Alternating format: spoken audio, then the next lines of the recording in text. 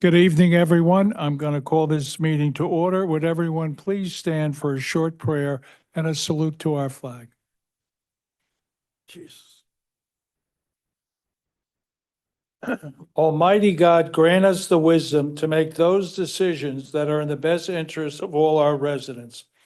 May the Heavenly Father of us all bless those who have given the ultimate sacrifice in service to our nation, and may He watch over and protect our servicemen and women now guarding the gates of freedom. Salute to our flag. I pledge allegiance to the flag of the United States of America and to the republic for which it stands, one nation, under God, indivisible, with liberty and justice for all.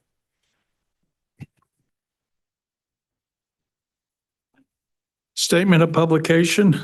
Take notice that this regular agenda meeting of the Mayor and Borough Council being held on this 13th day of April 2026 has been posted and advertised in accordance with the Open Public Meetings Act, Chapter 231, Public Law 1975. Roll call. Councilpersons Blumer. Here. Khaleesi. Here. Novak. Rios. Sinarski. Here. Zabrowski. Here. Okay. At this time, I'd like everyone to join in a moment of silence. Councilman Rios' mother has passed away, and he is attending what a good son should do in times like this. So with that, we'll send our prayers and our blessings to his mother, Mrs. Rios.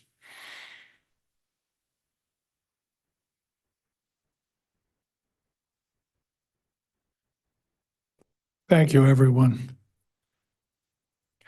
Council President, approval of prior minutes of the Mayor and Council. I move the following minutes, which is the March 23rd, 2026 minutes of the Mayor and Council, be approved on roll call vote subject to correction if necessary. Okay, anything for executive? I need a second. Oh, I'm sorry. Is there a second for the minutes? Second. All go ahead. Roll call, Councilperson Zabrowski. Yes. Blumer. Yes. Khaleesi. Yes. Sinarski. Yes. Okay, anything for executive session? No. Okay.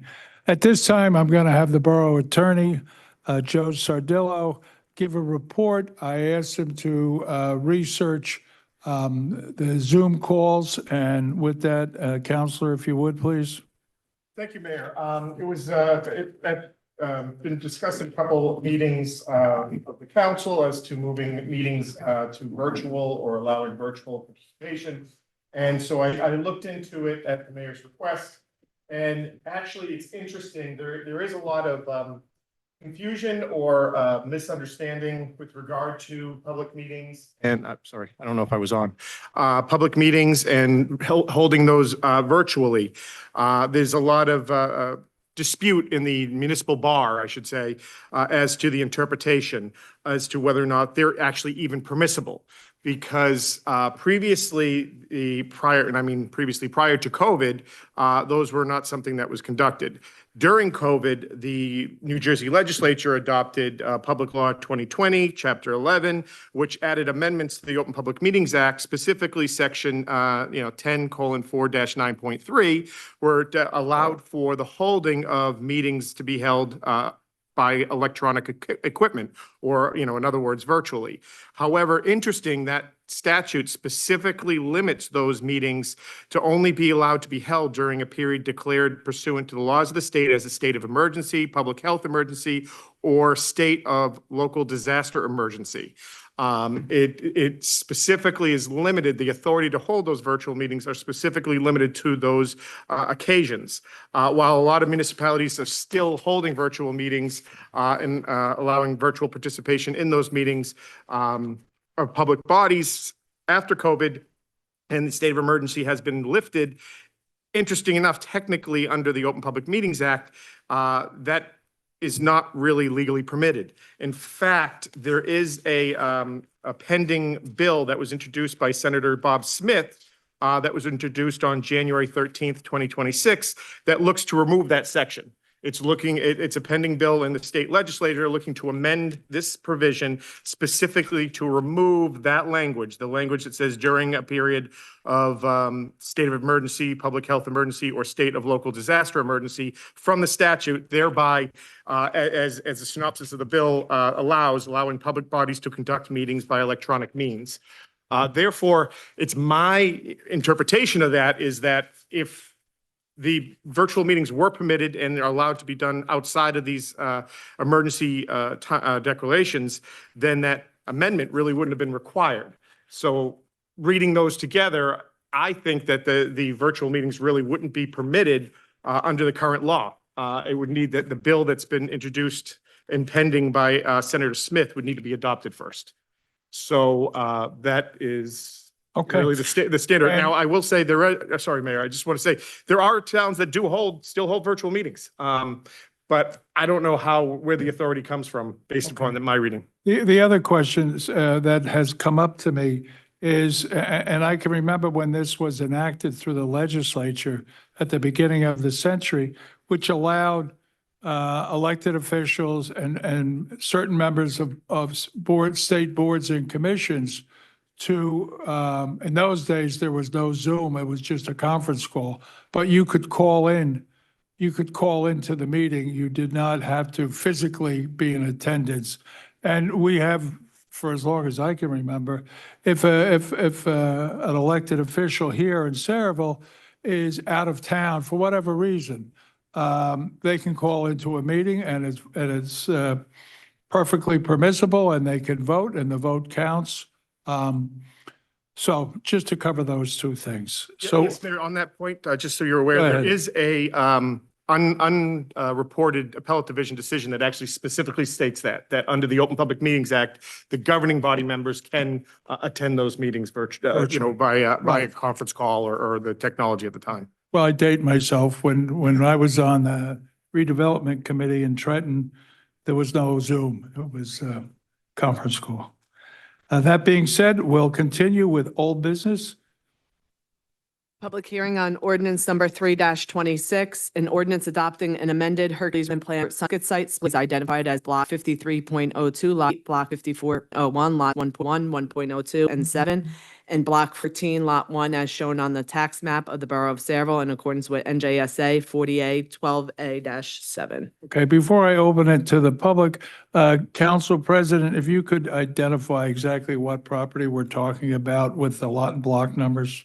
Yeah, I do know that the Hercules properties are numerous and they expand over a great piece of area. This is specifically the Sunshine Biscuits property, or what we all know as the Sunshine Biscuits property, specifically at this point, and it's a application for 2 warehouses, the destruction of the current large and antiquated warehouse and 2 to replace it.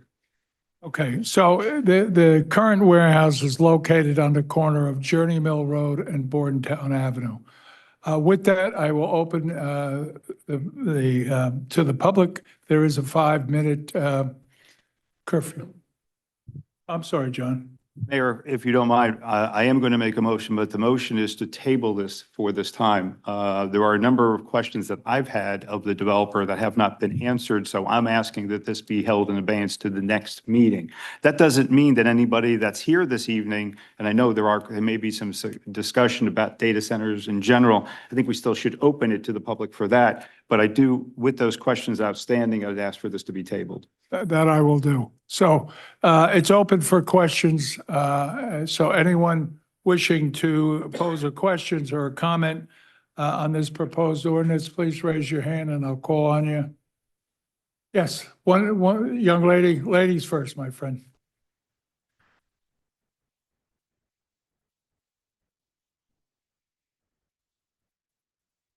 So if you would state your name and address, please.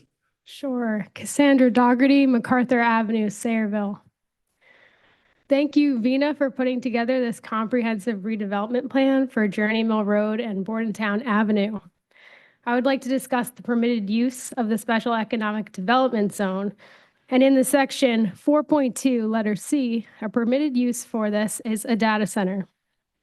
The land use classification for a data center includes facilities that contain computer servers using data storage, data analytics, AI data, and cloud-based storage. This land parcel would allow for a mid-sized facility or campus. These facilities differ from traditional data centers that hospitals may use to host their patient records, for example. In this land parcel, the size and the resource frame of a data center would greatly compromise the goals the redevelopment plan has written. It states, provide for sustainable and viable land use, diversifying the local economy, and a minimum fiscal impact on municipal resources. The storage of computer infrastructure requires large amounts of electricity to power the computers and large amounts of water for their cooling systems. As a result, a mid-sized data center can consume more than 100 million gallons of water per year, roughly as much as a small town. As PGM and utility companies try to adjust for the pricing for increased energy needs for this facility, the costs are passed down to everyday residents. And as a result, New Jersey households can expect to see energy bills rise by $20 per month or more, along with rising water rates. And according to New Jersey's regional grid operator, PGM, data centers contributed to 70% of the increase in the demand during the 2025-2026 capacity auction, which is the same auction that resulted in the 20% increase in our electric bills for New Jersey.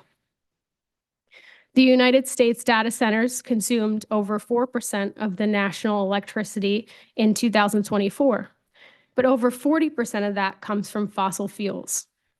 This means more power for data centers, strain on the grid, and increased cost and pollution for Sayreville. Once the building of a data center is complete, relatively few local jobs remain, as the data center is largely space for computers and their cooling and power infrastructure that outsources labor. Many skilled workers travel from project to project across the country, but from a local economic development perspective, the academic research finds that there's no clear evidence of an association between data centers and local job creation. It also compromises community public health and safety while utilizing large amounts of energy and water, leading to the degradation of the environment discussed in municipal land use laws. And because of the size and scale of these facilities, many, if not all, need diesel backup generators, which can emit 200 to 600 times more nitrogen oxides per kilowatt hour than the modern gas plant. Often, these backup generators run in times of peak demand or in energy situations, which can create severe spikes of toxic air pollution. The residents living around the data center will be exposed to toxic air pollutants, adding even modest generator emissions, which contribute to greenhouse gas emissions, can increase risk of asthma, heart disease, and cardiovascular disease. The closest residential apartment to the redevelopment area is less than a mile. The HVAC and the generator noise from a data center could reach up to 96 decibels, which is well above the threshold for hearing damage for an average person. Long-term exposure could lead to ringing in the ears, hearing, and permanent hearing loss. Existing power grids and water systems could not rely to support the 50 to 100 megawatt loads per mid-sized center, which without costly upgrades that would be shouldered by the taxpayer and put strain on municipal water treatment plants. These facilities rely on toxic chemicals for cooling and maintenance, which can be discharged into our water systems. I believe that the redevelopment should prioritize the investments in the renewable energy and energy efficiency that align with the state climate goals rather than fossil fuel burning facilities. And to quote the redevelopment plan, the overarching vision for this redevelopment plan is to encourage a development that spurs the economic activity, creates jobs, and provides adequate infrastructure. Should I restart? There's just a closer. Should I reintroduce or keep going? You got a little bit left to go. Just a sentence. Go ahead. Yeah. And provides adequate infrastructure while protecting environmentally sensitive lands. I urge the council tonight to remove the permitted use of the data center in this plan to better suit the project goals and to protect Sayreville residents and surrounding communities. Thank you so much for your time. Okay. John, did you want to say something? No, I just, after all of the public is speaking, I do know that Vina is here this evening and she Yes. can speak specifically to that plan as well. Thank you. I appreciate that. Okay, thank you. Young man?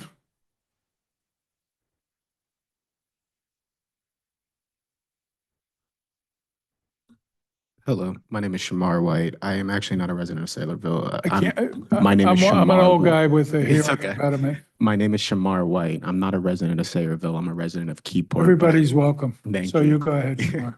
I work for the New Jersey Environmental Justice Alliance as a policy fellow, and I'm the main person in charge of AI and data centers and so forth. You got to use your, You as I allowed it? say to I young got you. people, use your playground voice. Okay. If you- Basically, for my job, I work on data centers throughout the state. I look at the impacts. I look at what happens to the residents. We are a frontline organization, meaning we care about community members most. And we were contacted by residents in Sayreville with a little bit of concern about this. Just like Cassandra said beautifully up there, everything she said is completely true. There is no economic benefit to data centers. It is a fallacy. This does not exist. Economists might say it. It does not play out in reality. I've been to Vineland with data centers. I've been to New Brunswick with data centers. I've been to Kenilworth. I've been all over the state with data centers, and the outcome is exactly the same from mid-size to hyperscale. These are not economically viable facilities or an industry. In with that as well, they bring real environmental harms to the people that live in the municipality. Pollution is a real concern from data centers. Most data centers use natural gas or diesel power for their generation. That, like Cassandra said, can release up to 200 to 600 and more nitrous oxide in the community. That could spread regionally, not just in Sayreville. I live in Keyport and I'm 20 minutes away and I'm an environmental commissioner for there as well. This would be a concern for them as well. In regard to water, data centers use a guzzling amount of water on any degree, and 90% of the time it has to come from municipal supply. And if it doesn't, it's kept passed on to the ratepayer as a cost. This isn't a one thing. This isn't a two thing. This is consistently across the board. I deeply urge this council, which my organization sent a letter to this council, an email earlier. If you didn't read it, that's okay. But we urge you to make a difference and do something different with this redevelopment plan. This is not something that can go through. This is not something that should go through. And if you care about the residents of this town, it cannot go through. Thank you. Okay. Are there any other questions? Ken?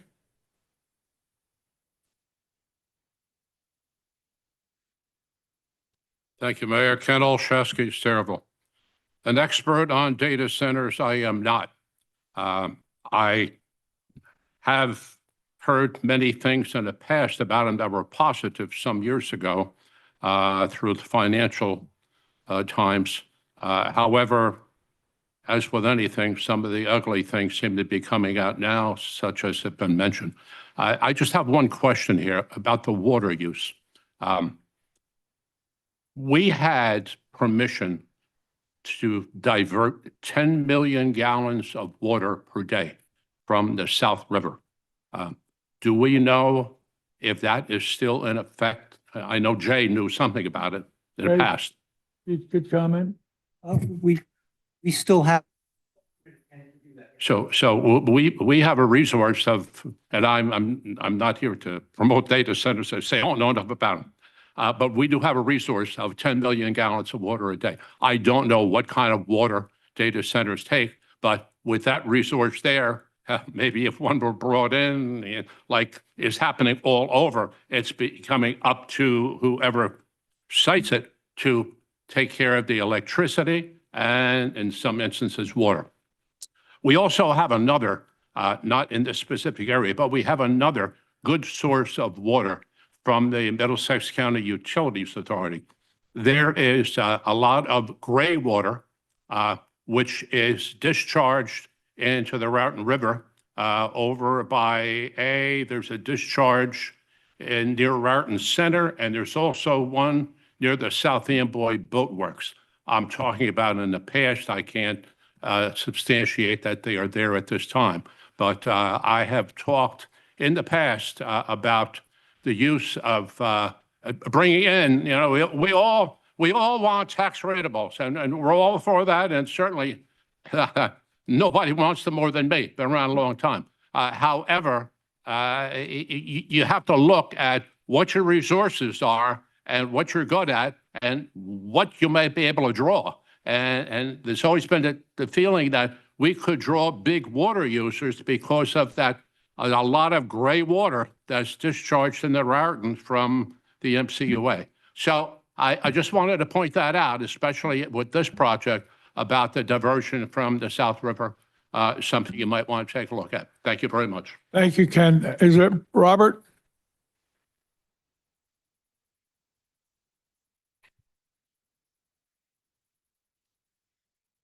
Bob Duffy, 111 Merritt Avenue. I want to thank the young lady. She was spot on this subject. And I questioned the warehousing in Sayreville, where they put it, because it's in a general area of a lot of industrial traffic. Usually warehouses are by big highways like the Turnpike and usually main roads to get to and from.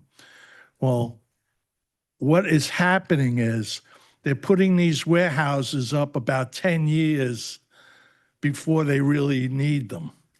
And they're going to turn them into data centers because they're not filling them up. People don't want to travel from the Turnpike to that warehouse in Sayreville, take them 40 minutes when they can be in a warehouse right off the Turnpike and be there 5 minutes. So they're going to come to you and say, we need some relief. And they're going to put data centers in there. And what the young lady said is true. What it's going to cost to cool them is water and electric. So just don't let them pull the wool over your eyes when they come to you. There was a reason why they put those warehouses where they did and where they want to add more. Thank you. Thank you, Robert. Anyone else? Take a motion to close the public portion. Before we and then- do that, Venus want, the. You want to do it before I the think it would be open? appropriate. Okay. Vina, if you'd come forward, please. Vina, can you explain the actual application and also your discussion with the developer? Sure, It sure, might help this discussion. Sure. If you'd identify yourself, Vina. sure. Veena Savant, I'm the Sarah planner. Joe, do I have to put my qualifications? No. No, right. But you So, need to speak closer to the microphone. yes, I'm going to try my best. Okay. So, a lot of misconceptions. The plan the plan that is being proposed is actually for a warehouse. It's not for a data center. One of the primary reasons, I've been working very closely with the developer. The one thing that everybody needs to be reminded of is, even without this developer being in picture, the site is being approved already by the planning board for a warehouse. In fact, 2 buildings, much larger square footage. So there is a planning board approval for the same site for roughly 1.2 million square feet of warehousing. What is being proposed now is roughly 300,000 square feet less than what it is approved for. The developer is not proposing a data center. One primary thing is, when a data center is built, you need much more building height. You need at least 3 to 4 stories. This is capped at 55 feet. A data center can't go in that location, the way the plan is written. Again, the data center needs very minimum parking. What is being proposed is much more parking because it's going to be a regular warehouse. I was having conversations with the developer's engineer, and actually we came up with a plan that should the council act on this redevelopment plan, one of the amendments would be to just eliminate the data center use from the plan. The developer is amicable to that change because that their intention is not to build a data center. The way the bulk standards are written, they don't cater to a data center. And also, one of the things the developer had mentioned to me is that there isn't enough power to even operate a data center at that location. So I guess. Thank you. So that means, I turn it to Mr. Sozero, that means that we could amend the application. John, you need to speak. I'm sorry, we could amend the application to exclude the data center from that application? Yeah, yes, if the council wants to do it at a later time, it can always do it. If it wants to do it in connection with its adoption, then we'd have to reintroduce because that is a specifically permitted use, so it would be a material change. So while, it is a separate document as an exhibit, we still technically would have to reintroduce the ordinance if we want to do so at this time. Otherwise, it can go forward with adoption now and then be amended at a later time.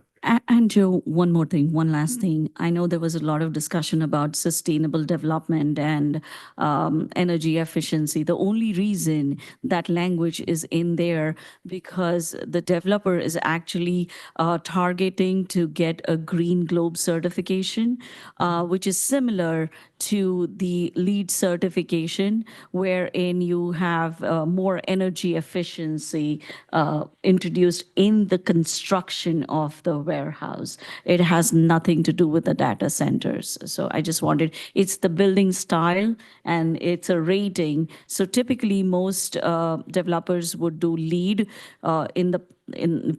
like 10 years ago, LEED was the only thing. Now there are other ratings that are being used, and this developer is using the Green Globe rating.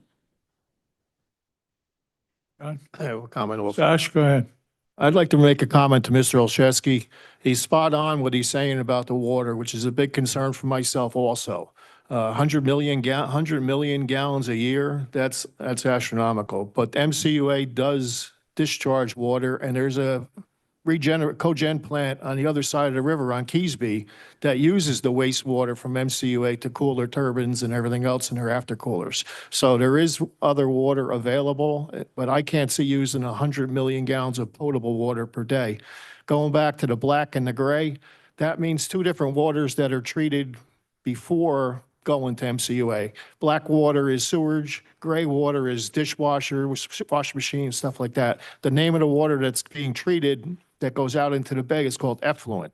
Effluent water is the water that's being reused by certain people at this point, and that's a valid point that we could use the water from MCUA. And then they pay to use it, and then they pay to discharge it again. So that's something. And I'm only speaking about the water only. That's the only thing I'm talking about. Okay, are there any other questions or comments? Being none, thank you, Vina. Thank you. Okay. Mayor, if I may, just since procedurally, since we opened the public hearing, I know the council president had mentioned making a motion to table, but at this point, it won't be to table, it would be to carry the public hearing. Since it's already been opened, you're allowed to, while ordinance is pending, you're allowed to carry a public hearing multiple meetings. So that way, when we come back at the following meeting or whenever this is rescheduled, it will be just continuation of the public hearing at that time. You want to take a straw vote of everyone sitting here if they're in favor of removing the data center from this plot of this site? Hervé? Yes. Stash? Yes. John? Mike? Absolutely. Okay. So it will be removed. This will be amended. Just for some Sayreville history, I took office in 2000. At that time, a company out of Philadelphia purchased, that used to be known as Sunshine Biscuits. They make bread and cupcakes and all that stuff. Long story short, they wanted, in those days, it wasn't called a data center. It was called a web farm. And they bought this warehouse, it was 1 million square feet, and they bought it to make it a web farm because Sayreville is crisscross, at that time, it was crisscrossed with fiber optics, and we had redundant energy supply. So we checked the boxes. So I had Governor Whitman come, who was, anyway, she came, she gave us a grant to explore it. And then the data and the web farm market like collapsed or something before they got to it. And they just use it as a warehouse. It's not really suited for a warehouse because the ceilings are only 16 feet. And warehouses need a much higher height. They stack the goods higher. So that's a little bit of Sayreville history, but it has been looked at for a quarter of a century because Sayreville it checks off a lot of boxes for people. That being said, next item, or what's the motion you need on It's this? actually, it's a motion to amend the plan, which will require reintroduction of the ordinance at the following meeting. Okay, John, if you would. I'll make that motion. Second. Yep. Motion made and seconded. Roll call. Councilperson Zabrowski. Yes. Blumer. Yes. Stenarski. Yes. Okay, appointments tonight.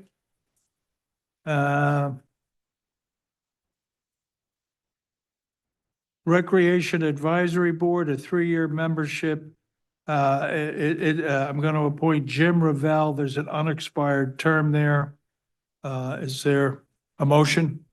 Want to do it all together or? We could do it all together. Okay. There's a 2-year membership. It's an unexpired term on the Cultural Arts. I'd like to appoint Billy Bassa. And then there is an alternate number 1 on the zoning board, and I'd like to appoint Mitch Cooper to that. Is there a motion? Make a motion. Is there a second? I'll second it. Roll call? Councilpersons Zabrowski. Blumer. Yes. Khaleesi. Yes. Stenarski. Yes. Okay. Next order of business, Jessica. Introduction of the following ordinances. Ordinance number 9-26, an ordinance supplementing and amending ordinance number 3-24, fixing the salaries of certain borough officials, officers, and employees for the years 2023 to 2027. Who's second on finance? I am. John, if you'd introduce it. I move the ordinance be approved on first reading, advertised according to law, and a public hearing be held on April 27th. Is there a second? Second. Roll call? Councilperson Zabrowski. Yes. Blumer. Which ordinance is this? 1226? 9-26. Yes. Khaleesi. Yes. Stenarski. Yes. Introduction ordinance number 10-26, an ordinance adopting an amendment to the waterfront redevelopment plan for parcel J to provide for the development of an age-restricted inclusionary rental housing complex. Council President Zabrowski. Move the ordinance be approved on first reading, advertised according to law, and a public hearing to be held on April 27th, 2026. Is there a second? Second. Roll call? Councilperson Zabrowski. Yes. Blumer. Yes. Khaleesi. Yes. Stenarski. Yes. Ordinance number 11-26, ordinance amending the borough's regulation and licensing requirements for fishing on borough property. Councilman Khaleesi. I move the ordinance be approved on first reading, advertised according to law, and a public hearing to be held on April 27th. Is there a second? Second. Roll call?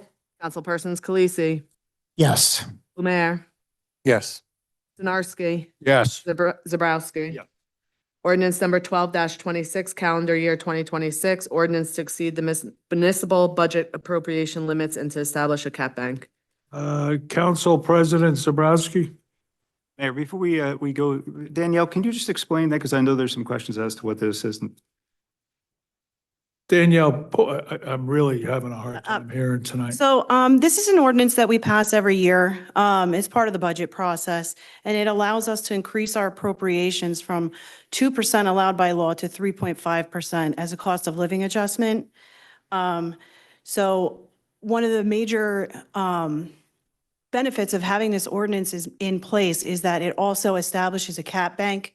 So if you are under your cap, you can use the bank that you have established in the next 2 years succeeding budgets. Thank you, Danielle. I move the ordinance be approved on first reading, advertised according to law, and a public hearing to be held on April 27th, 2026. There's a second? Second. Roll call? Councilperson Zabrowski. Blumer. No. Khaleesi. Yes. Sinarski. Yes. 3-1. Joe, on the cap one for introduction. It's, follows the normal Okay, rules. all right. It doesn't require. Okay. Okay, next item. Open to the public on the resolutions. Okay, at this time, I'm going to open to the public questions or comments on the resolutions. Other questions or comments? Ken?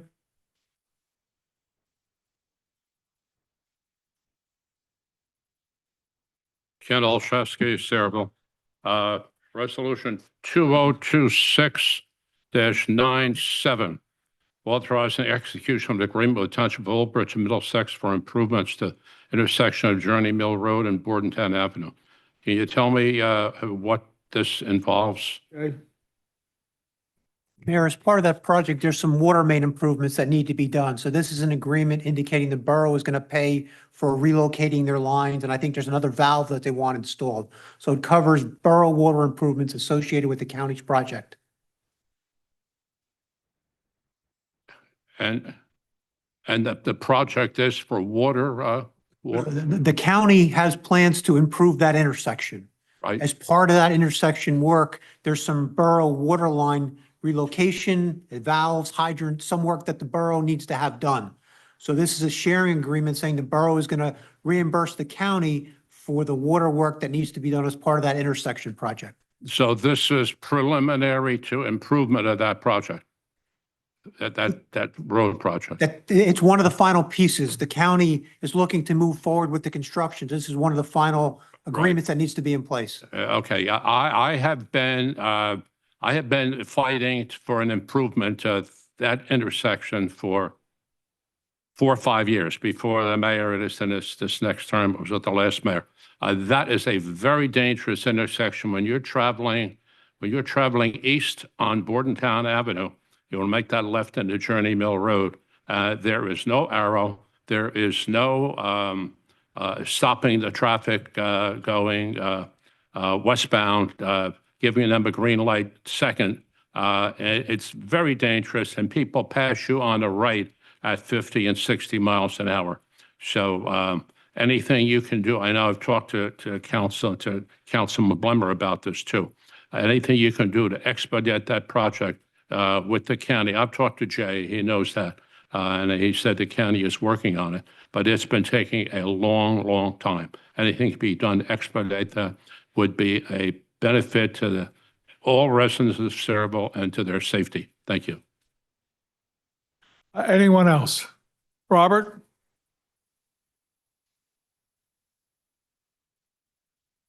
Okay. 202699. The buying of pickup trucks. Can you tell me how many you buy a year? Roughly? Doesn't have to be exactly, Glenn. Well, it waxes and wanes because you never know when trucks are going to Right. reach their Okay. life's end or if the body's rotted out. So Right. Okay. there's really no way to quantify it from year to year. It's on an. Well, you could buy 30 a year. We don't buy that many. Huh? We don't buy 30 a year. Well, how many, you don't know how many you Off the buy? top of my head, I don't know what we did this year, but I can Danielle, find you out. have a educated guess? I would feel better looking into it and coming Okay. back at a Okay. later meeting. Would you What give I'm Bob a trying- call when you get the number? What I'm trying to get at here, we always go with some sort of state contract. Okay? I know if the township bought them directly and got a fleet number, sometimes you can work a better deal when you buy 5, 10 with a fleet number from Ford. I don't know, is the state contract cheaper? Well, I'll have Exponentially cheaper. Danielle answer that because she's a qualified and a certified municipal purchasing agent. Well, it just seems a lot of money, 140,000 for 2 trucks. Danielle, Danielle? The only way that we 70,000. can procure these vehicles is either through a state contract or bidding it on our own. We have tried bidding vehicles in the past on our own, and we did not get any respondents to our request for bids, especially for pickup trucks. Really? Yes. Yes, and Bob, I could tell you at 70 grand for an F-250, we're getting a bargain.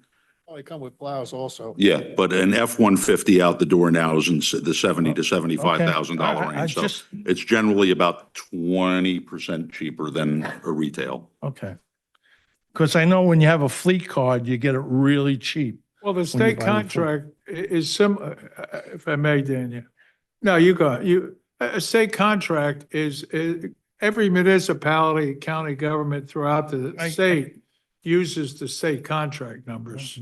And so essentially, you're buying at that fleet price. Okay, thank you. Okay. Appreciate it. Any other questions or comments on the resolutions? There being none, I'll entertain a motion to close the public portion. Mayor, I move the public hearing be closed and the consent agenda resolutions be approved on roll call vote. Second. Roll call. Councilperson Zabrowski, Yes. Blumer, Yes. Parisi, Yes. Sinarski. Yes. Motion to accept the correspondence. Your motion? Motion to accept our communications? Is there a second? Make Second. Roll call. Councilperson Zabrowski. Yes. Blumer, Yes. Parisi, Yes. Sinarski. Yes. Correspondence? Just did that. It's on John for admin and finance. Retirement resignations? Yeah, we did all that in one motion. All right. Council reports. Administration and Finance, Council President Zabrowski. Progress, Mayor? Okay, Public Safety, Councilman Blamore. Thank you, Mr. Mayor. A big thank you to our police, fire, OEM, Morgan, and Sayreville First Aid departments for your presence and support in ensuring a safe and successful Little League opening day this past Saturday. Your dedication helps make events like this possible for our families and communities. Plus, it was an awesome day, right, guys? Thank you, Councilman. Public Works, Councilman, who's second on Public Works? Third. Okay, go ahead, Sash. I have a couple things on Public Works. The first one is I'm glad to see the street sweeper running around Sayreville. If anybody needs making sure that their street's not attended, please get in touch with me and we will make sure your street's also taken care of. What I do like about them using the street sweeper now, they have a tail, which is a dump truck riding behind them. And so instead of the truck riding to Sherwood Forest from the Borough Hall, they have the truck follow them and then he dumps right there. Before that, they would have to dump in a central location to get rid of the debris that they pick up. So this saves so much time and they get so many more streets done per day.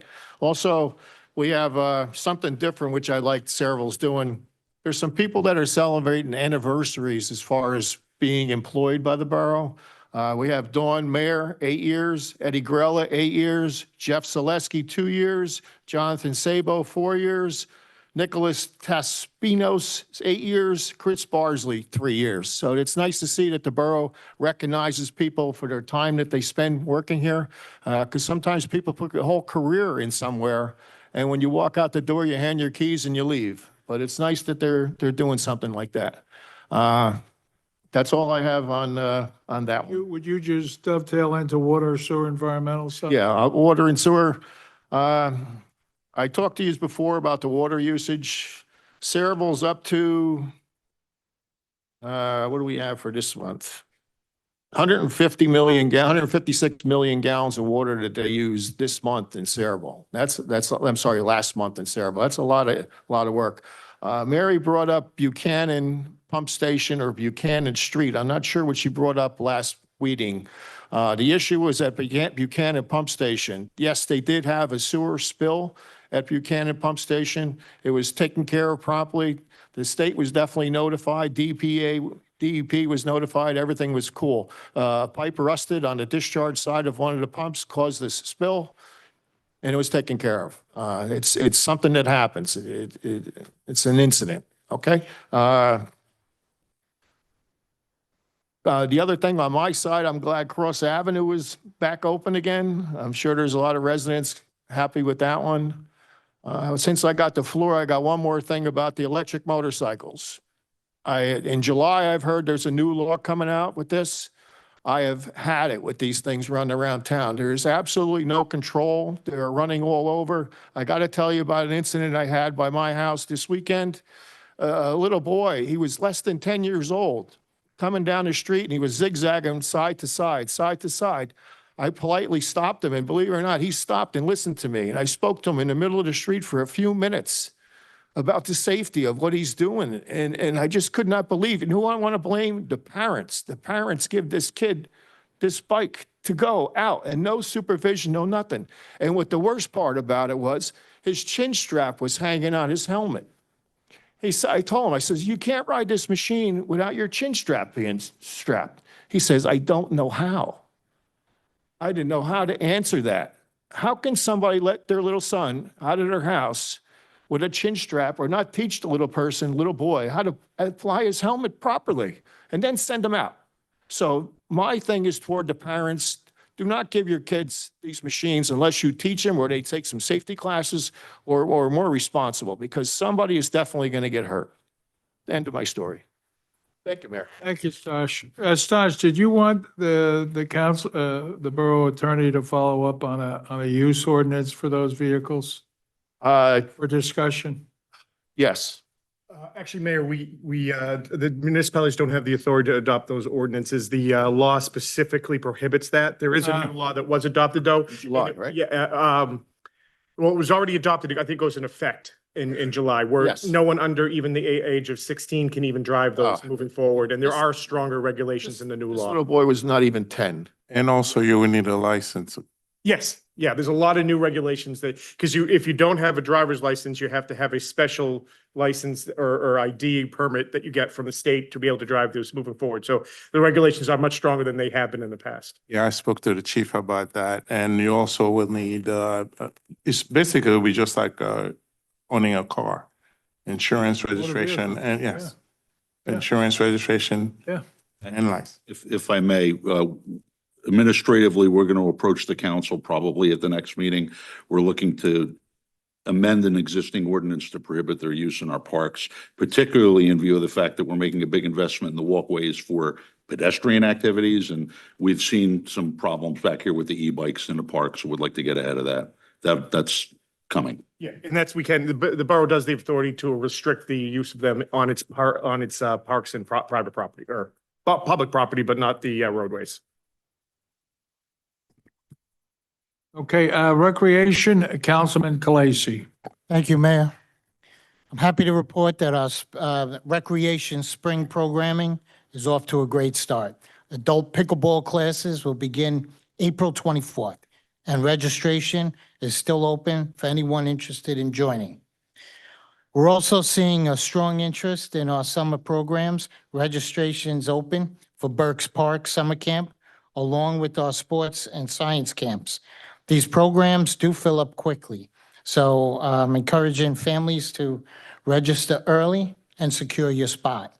At Kennedy Park, the Story Walk is currently being repaired by our park supervisor, Rich Poplawski, and his Parks Department, and will soon be refreshed with a brand-new story for families to enjoy. And a big thank you to the Saraville Library Board of Trustees, especially Brittany Coyle, for providing us with the great addition the whole community of all ages can enjoy. And they can participate in those prizes and everything else that they do. It's really interesting and really nice. As we look ahead to our major community celebrations, commemorative T-shirts for America 250 and Saraville 150 are now available for pre-order. Orders are due by June 1st, with a pickup scheduled for mid to late June. So just in time for our Independence Day celebration, which is June 27th, that weekend. Additionally, I'd like to highlight a small but meaningful update at Kennedy Park Pond, which is one of the ordinances we brought up earlier this evening. So in partnership with the state's trout stocking program, residents will now be permitted to keep trout at this location. So the adjustment allows us to meet state requirements while expanding recreational opportunities for our residents. So it's a great way to bring more families out, introduce kids to fishing, and make even better use of our parks while continuing our catch and release policy in all the other areas. You can keep this trout if that's what you like. For our senior community, this is, so now my next report is Office of the Aging. So for our senior community, we have several upcoming events. April 15th, they Stump the Species is going to be at 10 a.m. April 16th, there's a bus trip to the Columbus Flea Market. April 30th is a presentation by Innovative Physical Therapy at 10 o'clock. This is all at our Active Adult Senior Center. So next one's Human Relations Committee. So April is Volunteerism Month, and the Human Relations Committee is recognizing some truly outstanding members of our community. Many of these individuals work quietly behind the scenes, but their impact is felt across our town, from supporting the homeless and caring for animals to helping with community events, senior services, and emergency services. I'd like to acknowledge the following individuals, which is Denise Morgan, Vicky Grasso, Butch Elsimi, Luana Amia, Curtis Ennett, Huma Khan, Joyce Major, and Aloy Fernandez. Their stories and contributions are being highlighted on the borough's Facebook page, and then it'll be on every other community platforms that we have in town. So I encourage everyone to take a moment and read about their work. If you see them around town, share your appreciation for everything that they do. Thank you. So the Cultural Arts Committee is the next one, which recently hosted Teen Night last Friday, and I'm happy to report it was a great success. We had a strong turnout of Saraville teens, and feedback was overwhelmingly positive. So everyone had a great time. A special thank you goes out to the committee, as well as the food trucks and vendors who helped make the night a success. And a big thank you to DJ Jarrett Lampkin for providing the entertainment. So teen night, the next teen night is already scheduled. So May 10th is that date. The committee is also hard at work planning our summer concert series. So we look forward to sharing those dates with the community. So then my final report, which is from the Shade Tree, in place of Councilman Rios. So the Shade Tree Commission and our Clean Communities Program will both be recognizing Earth Day on April 24th with separate but equally important efforts. So the Clean Communities will be organizing a park cleanup to keep our public spaces clean and enjoyable for our residents. At the same time, the Shade Tree Commission will be conducting several tree plantings throughout the community. In addition, the commission will be dedicating a beautiful pink dogwood tree, generously sponsored by Columbia Bank in honor of Carol Lee Womack. So that tree will be planted at police headquarters as a lasting tribute. I'd also like to extend a special thank you to the Vice Chairman, Ed Grella, for coordinating these efforts on behalf of the Shade Tree Commission. We appreciate the continued work of everyone involved in helping to enhance and preserve the quality of life in our community. Thank you. That's the end of the report. Thank you, Mike. Planning and Zoning Council President. Thank you, Mayor. And Mike, thanks for bringing up Volunteer Month, because what I'm going to ask from the council pertains to volunteers, and that is our first responders, particularly our fire department. I appreciate Glenn and Danielle and the Finance Committee's work on boosting up their uniform allowance for this coming year. And that's just part of the work. One of the things that I also would like to see is that we improve their LoSAP contribution. For those that don't know what the LoSAP is, that's Length of Service Award. And it's utilized by those who are first responders, and there's specific requirements for it, the number of trainings that they have to go on, service calls that they make throughout the year. So in other words, not just because being a member doesn't mean that you're going to be eligible for it. It's quite a bit. And as we do know over the years, the number of calls, service calls, not just fire calls, has become extremely high, but the number of members has become exceedingly low. In 1999, I bring that up because that's when we did LoSAP for the first time by ordinance. There were 130 members, 130 plus members in the fire department. There's now about 66. So there is a need to be able to retain and also recruit those members. I'm asking that the mayor and council determine, or not determine, but move forward with increasing that amount. In 1999, it was at $750 for each member who made those requirements, $750. That hasn't changed with the exception of a little of CPI increases throughout those years. So it's extremely low in comparison to all the other communities. There's a couple of ways to do this. It can be by resolution, it can be by ordinance, or more specifically by referendum. And the referendum may be the best available option because it allows our community itself to vote on behalf of that members and show them how much they're enthusiastic and their contributions they made to our community. But I'm asking tonight, I don't know if it's by motion or simply by request for Glenn, Mr. Sardillo as our attorney, to get together, and Danielle, to get together with our fire service members, our chiefs, and determine what the best process is and what the number would be suggested for that contribution increase as we move forward, and bring back a report to us so that we have an opportunity to make what would be an appropriate action on behalf of the first responders, our fire department. Are you looking for a motion or just a direction? I think historically what we've done here in Sayreville and the council has done it by motion when we, Then I would be making a motion asking for a second. And I'll second it. Roll call? Councilperson Zabrowski, Yes. Blumer, yes. Khaleesi, Absolutely. Zinarski. Yes. That's to authorize Glenn to meet with fire department, fire chiefs. Okay.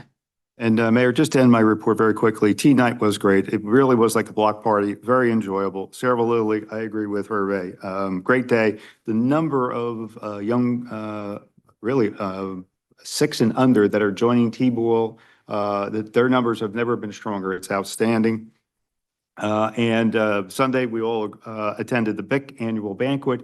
And just again, a shout out for those volunteers and the specific and precious work they do for our special community. And that's my report. Thank you, John. Several things. First thing is I went to the Sayreville Opening Day Parade on Saturday, and it was fabulous. It's like the highlight of my year. The nice thing to report, one of the trustees came up and told us, since we took away the barrier of entry of registration fees and uniform fees, the numbers are escalating.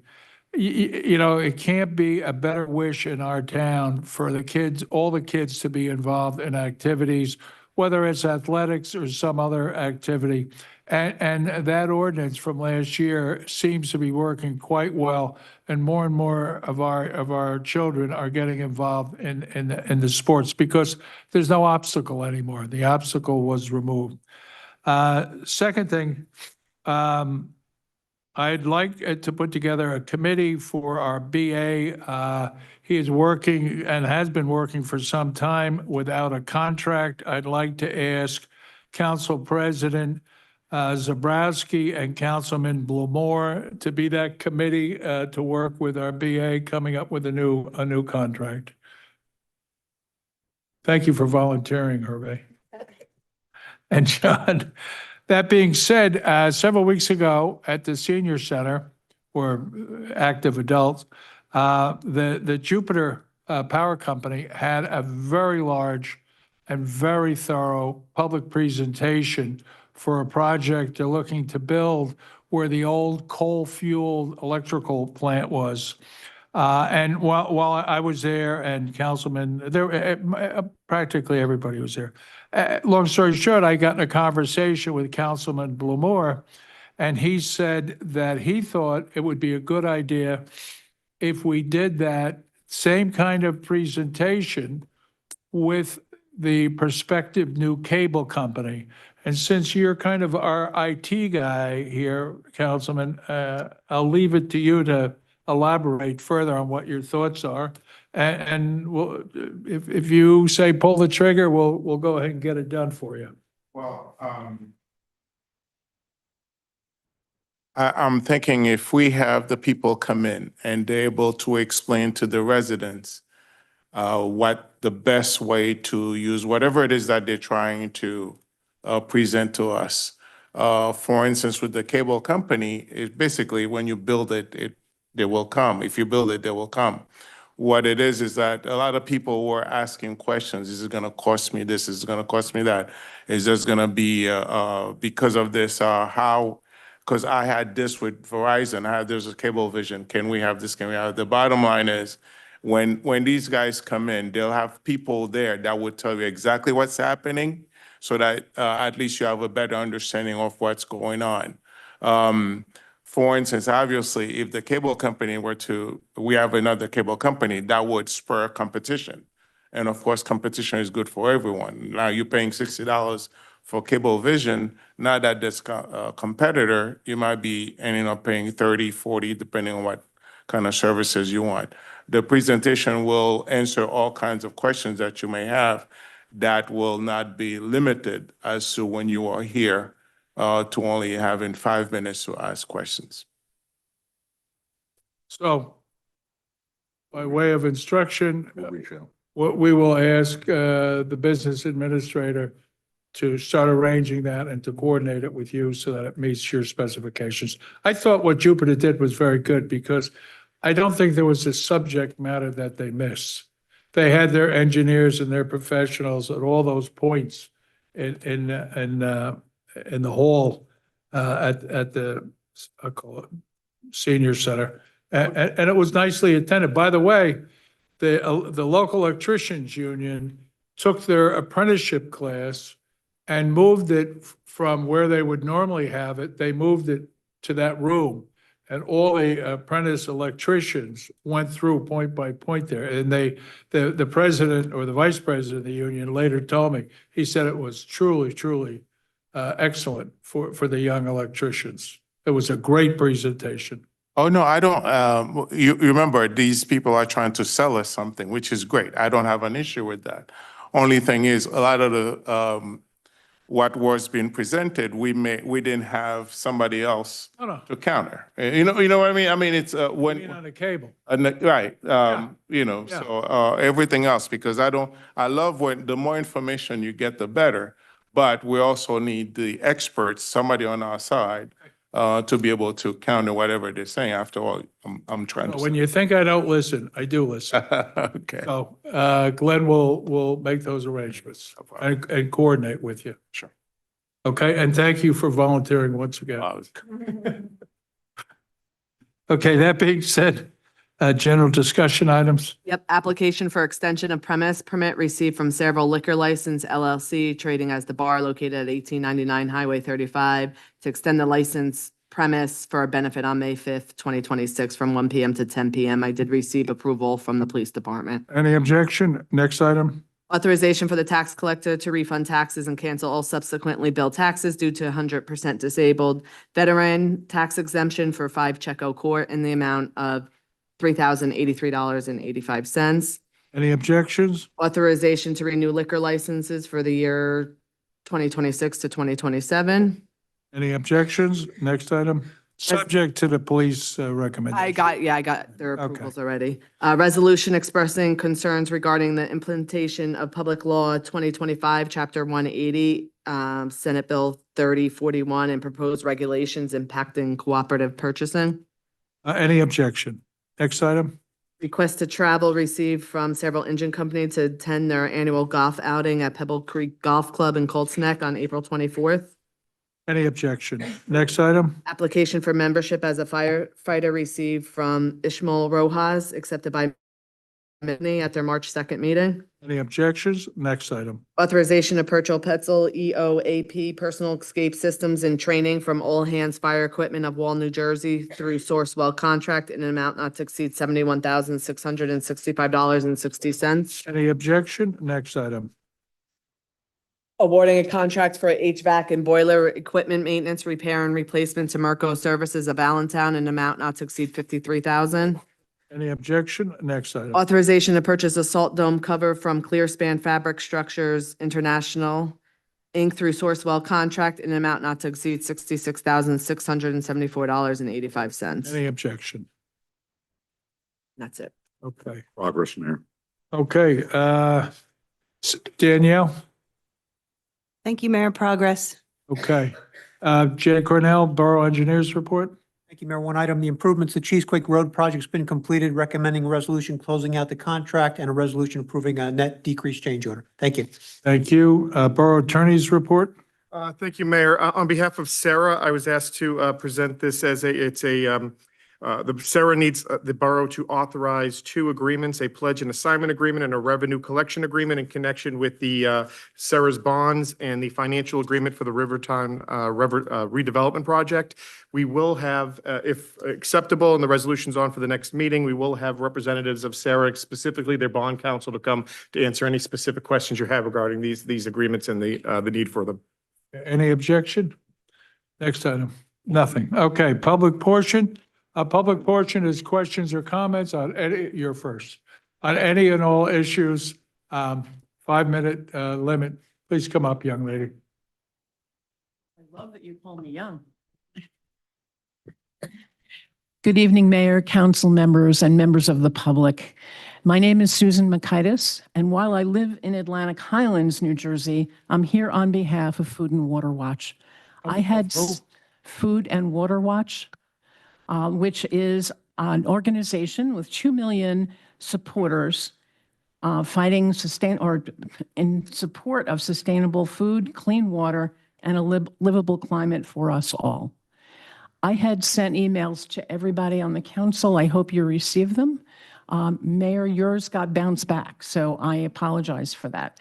But the New Jersey legislature will be considering the Make Polluters Pay to make New Jersey more affordable, S2338 and A3735, a bill that would force polluters to pay for the damage they have caused to our environment.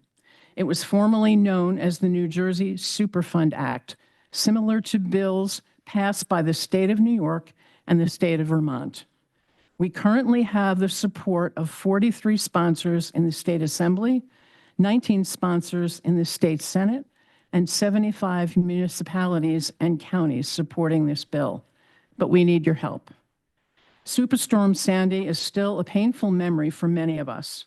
You know better than most that Sayreville is vulnerable to the effects of climate change. If passed, any municipality in need of climate change adaptation and resilience would be able to apply for the funds raised by the act. If passed, it is estimated the act could raise an estimated $50 billion, that's with a B, over the next 20 years. This is a great opportunity for Sayreville to support a bill that would provide funding at no cost to taxpayers. Will you support this bill by resolution at your next Borough Council meeting? I have included summary documents and a draft resolution that was emailed to all of the council members. Many thanks in advance for your anticipated support, and I'm available for any questions. Okay, what I'm going to recommend Yes. is there's a young lady in the back, or did she leave? She left. Okay, timing's everything. Right. I will put you in touch. If you have a contact card on you I do. that you can give our clerk, Yes. I'm going to have our environmental commission call you, I'm going to ask you to make your presentation and have a thorough Q&A with them. Okay. And then based on their recommendation, we will either take action or not take action. That's fair. Okay? Happy to do that. Is everybody in agreement with that? Mike? Okay. So that you waited this whole meeting. You are, I you did. are committed to your cause. A couple of things, just as a reminder that there are fact sheets that I provided via email and also a sample resolution. Okay. Jessica, do you have a card? I got it, but it was too late for the agenda. Okay, okay, so you have it, but let me give you Jessica's contact Okay, information. and I have. She's business our cards as well. clerk, and she's the gatekeeper for everything but the paycheck. And I also have cards that I can give you. Okay, so if you would give it to Nicole or Jessica, we'll be good. We'll get you, I'll ask Ernie to put you on next meeting. That'd be perfect. Thank you very Okay. much. Thank you. Are there any other questions or comments for the open public portion? Ken? Ken Olszewski, Saraville. I too, Mayor, was at the Jupiter presentation, and quite a few people there. We asked some questions, but obviously Jupiter had a lot of paid professionals there on their behalf. What I'm hoping is that's not going to replace having a public hearing here at this governing body so that everyone in the borough can hear the questions, get the answers, and that have professionals here to educate us and ask the appropriate questions on our behalf. And I'm saying, this is kind of a complex issue. You hear all the stories and read the places in Long Island that have fought these battery storage facilities. You hear all the time on the news about them blowing up and causing fires and blah, blah, blah. So I think we need professionals in that field. With all due respect to people like Jay Cornell and whatnot, I'm not talking about those professionals. I'm talking about the people who are experts in this, because it's a complex issue. It's a serious issue. I may have spoken to the governing body before about the fact that, God forbid, there is a fire or something, the first thing happens is the insurance company wants to raise everybody's rates. And generally, going by what happened in Sandy, they go by zip code. They'll take 08872 and want to raise everybody's rates. So I don't want to belabor this. Again, it's something I don't know a lot about. I want to learn more about it, but I hope that is done here, and I hope we don't use that, the demonstration they had as a substitute for having come before this governing body. Thank you. That was it. They did that in addition, at the request of the governing body. They did that in addition to all the normal process and procedures that land use requires. So they will come before the governing body, and it will be open to the public for questions, as is everything that, all land use issues come before the governing body. So. And I believe there'll have to be some changes in zoning to allow that. That I don't know. John, you would know more about that. There may be, Ken, and that will be part of the review process with Sarah as well. And remember, it'll also go to the planning board afterwards, and it'll come back to the mayor and council. So there's at least 3 sessions for public hearings and participation, could be more. Also, the issue of having the right experts, we all agree. And both Sarah and the planning board, as Jay knows, is there's escrow monies that'll be put up that will allow us to be able to obtain those or take those services if necessary. One of the things that Sarah has done in the past is they've already looked into an energy consultant, because this is, as you said, it's complicated, it's different, Right. and we just want to make sure that that we're doing right for the community. So yes, to answer your question, probably longer than you needed, but there's opportunity for public. Just so you know, too, our first responders are part of this discussion, and they have been, and they'll continue to be as well. and I want to make sure that we find out what are the benefits to Saraville. Is this going to be something that's taxable? What will Saraville residents get? I know by helping the energy grid, that obviously will help. We certainly need that here. I've stood this microphone, talked about it before. I think you've talked about it a little bit. So we know that, but putting it in Woodbridge or any other place will help the energy grid. What specifically will Saraville get out of this? Right. Thank you. Agreed. Thank you. Are there any other questions? Robert? This should be the last. No more. Bob Duffy, 111 Merritt Avenue. On Stasha's thing about the motorcycles and the children with it, in today's New Jersey News, motor vehicle stated they'll be ready for July 1st with all of the License and registration? Right, okay. There's 3 different categories, 1, 2, and 3. The one, everyone has to be registered, okay? And they're gonna come up with a sticker to put on it.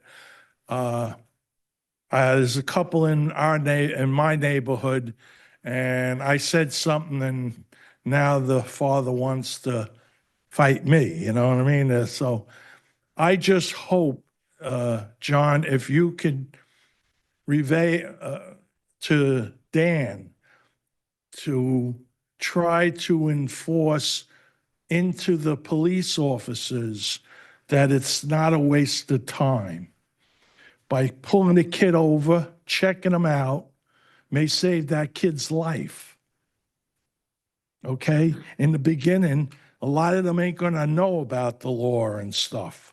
So, but you may be saving a child's life that by making sure or going to the parents and say this has to be registered or confiscating it or whatever they're gonna do, the outcome would be better than the parents crying at a funeral. Robert, in addition to the registration and that part of the equation, for me, one of the paramount things is training. Just like you don't just get a license plate and go out and drive. You have to be trained and you have to pass the test. And I would assume the legislature is addressing that issue. Yeah, even the bicycles, the pedal has to be registered now if it has a motor or electric, anything. The little scooters that they put the electric on the back of it has to be registered. But I just hope that the police officers in Saraville take it seriously. They take our kids very seriously. Yeah, because you may save a little kid's life. Yep. Thank you, Robert. Yeah, again, the chief did send us saying that it's a new e-bike and e-scooter regulations requiring 17 plus to have a valid driver's license, while 15, 16-year-old needs a motorized bicycle license to ride. Yeah, they have to be from the Yes. motor vehicle agency. And it has to be, certain of them has to be registered and insured. They have a grace period till July 19th. Yeah. And then after that, with no fines and waive registration fees for the first year. It's good to have a law on the books, but the law means nothing until you enforce it. That's the key. And I understand the police officer, I don't want to be bothered with that. That's nonsense or something. You never know. He may be busy on something else but you got to take the time. In the beginning, I would say at least the first 6 months, there's going to be a lot of it. And once you deter that and the parents get educated, you know what I mean? After that, you won't see as many on the road as you do today because they're running wild. Thank you. Thank you, Robert. Any other questions or comments? Being no other questions or comments, I'll entertain a motion to close the public portion. Is there a second? Second. Roll call. All in favor? Aye. Aye. Opposed? A motion to adjourn? Motion to adjourn. All in favor? Aye. Opposed? Thank you, everyone.